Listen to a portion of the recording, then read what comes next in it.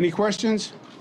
Governor, while you're celebrating, what do you have to say about the recent development, your last lease agreement with JFK Airport? With JFK Airport? Yeah. We have a lot of positive things going on. We probably have more development and construction happening now in this state, public construction and development, than has happened in modern political history. You have a new LaGuardia Airport, which is going to be amazing. You start to see it coming up now with new terminals. A new JFK. We already signed 2 big agreements with 2 airlines who will be there. You'll be seeing that construction. Redoing the Long Island Railroad. 2nd track we finished. We're now doing the 3rd track. Redoing 59 stations on Long Island for the Long Island Railroad. So it's all across the state, literally.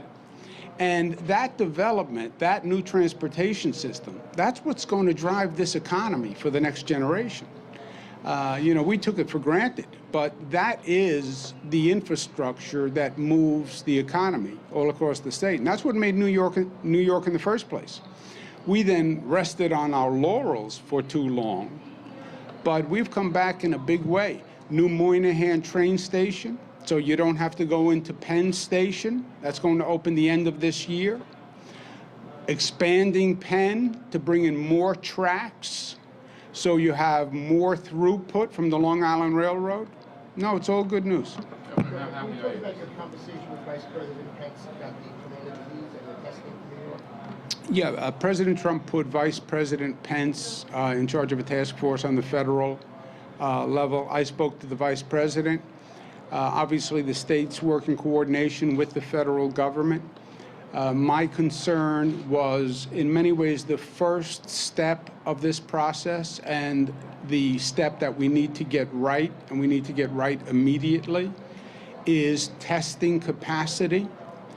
You want to be able to test people, you want to be able to get results quickly, and you want to be able to handle the volume of tests that we may be faced with.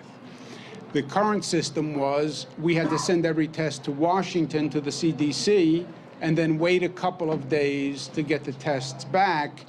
And CDC was having an issue dealing with the volume that they were getting from all across the country. Here in New York, we have the capacity to run our own tests, and we have the sophistication in terms of research facilities to run our own tests. So we had been asking CDC, let us run our own tests in New York. It'll take a burden off the CDC, and it will get us answers faster. I spoke to the Vice President about that the other day. CDC, he said he would look into it, and he said that it made sense. CDC informed us today that our test is approved. We can do our own testing.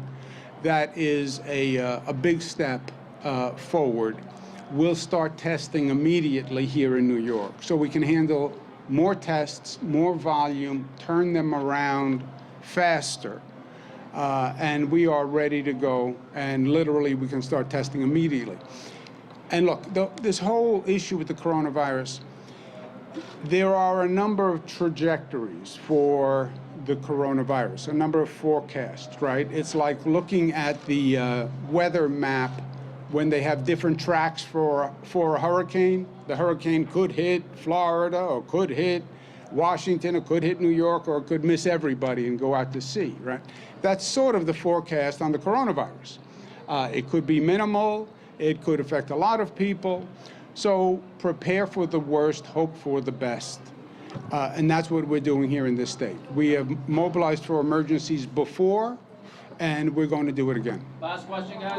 Governor, your office seems to play a very active role in this project, especially getting the Islanders back to Nassau Coliseum. Is this something that your office does, especially on a project like this? And how quickly after those first slate of games are scheduled for here at the Coliseum can you start to try and get Commissioner Bettman to get more of a full-time time for the Islanders here? Yeah, well, let's talk about the government has a vested interest in seeing sports teams located in their region. They're good for economic development. They're good as an attraction overall to bring people to the state. And governments vie for sports teams, right? New Jersey seduced the Jets and the Giants to New Jersey, right? They did that with economic incentives. They did that with building a new stadium. And they seduced, to use a different kind of word, but seduced the Giants and the Jets to New Jersey because they believed it was in their economic interest.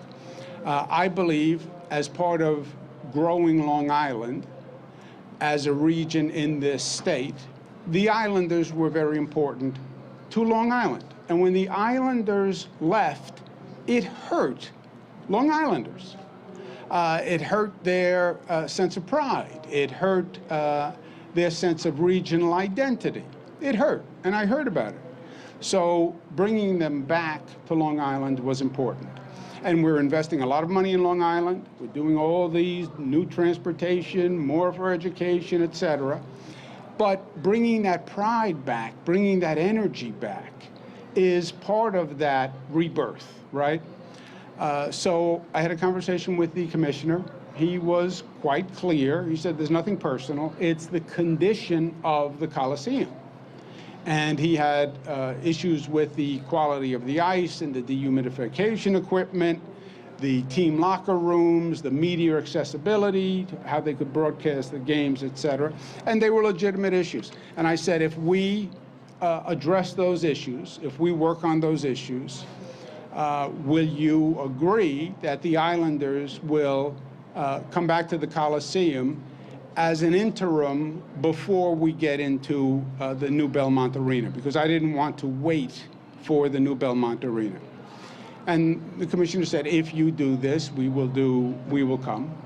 And the Empire State Development Corporation financed those improvements to this facility. And the commissioner then honored his part of the agreement. But it is a state interest. It will be good for the Long Island economy. It will be good for the overall Long Island growth. This is just another positive for Long Island. It's another reason for optimism. It's another reason to believe and invest in Long Island. So it's all good. Last question right here, and then we have to keep going. This happened in your hometown.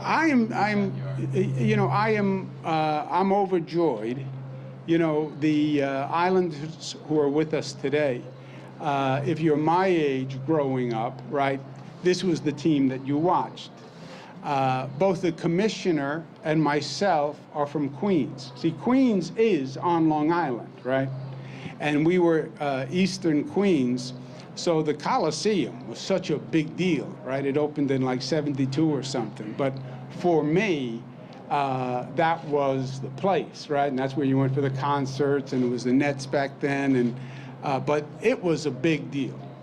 And I related to the Coliseum. And I related to the Islanders. And that was part of that growth and that energy. It was very exciting when that happened. And I think when they moved to play in Brooklyn, I felt the air come out of the balloon. You know, it was not right. This is not what it is supposed to be.